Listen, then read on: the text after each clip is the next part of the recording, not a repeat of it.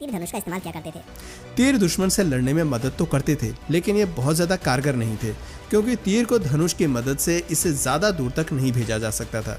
तीर को और अधिक गति देने के लिए चीनियों ने गन पाउडर का इस्तेमाल किया और एक नया हथियार बनाया, जिसमें वो एक लंबे खोखले बैम्बू को लेकर उसमें गन पाउडर को भर देते थे और उसके सामने वाली साइड पर तीर और भालों को लगा देते थे।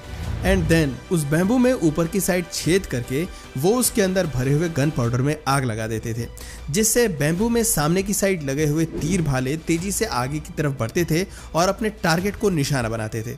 लेकिन इस हथियार में भी एक बहुत बड़ी कमी थी। इस हथियार में जिस बैम्बू को प्रयोग में लाया जाता था उसका इस्तेमाल सिर्फ 1 से 2 बार ही किया जा सकता था और उसके फटने का भी डर बना रहता था।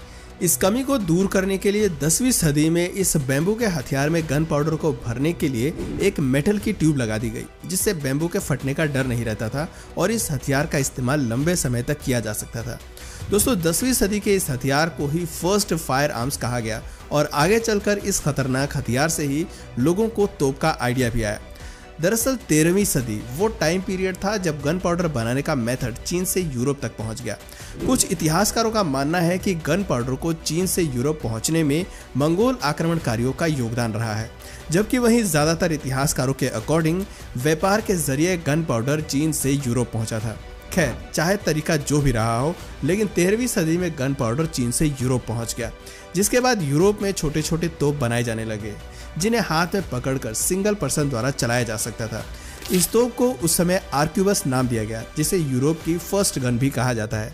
लेकिन जैसा कि मैंने आपको बताया, ये असल में हाथ वाली तोप थी, ना कि कोई प्रॉपर हैंड गन। वहीं दूसरी तरफ चीन में तोप की जगह हाथ वाली बंदूकें आ गई थीं। ऐसे में यूरोप पीछे कैसे रह सकता था। उन्होंने भी गन्स को लेकर कई तरह के एक्सपेरिमेंट किए और 15वीं सदी में इन गन्स को पकड़ने में आसानी हो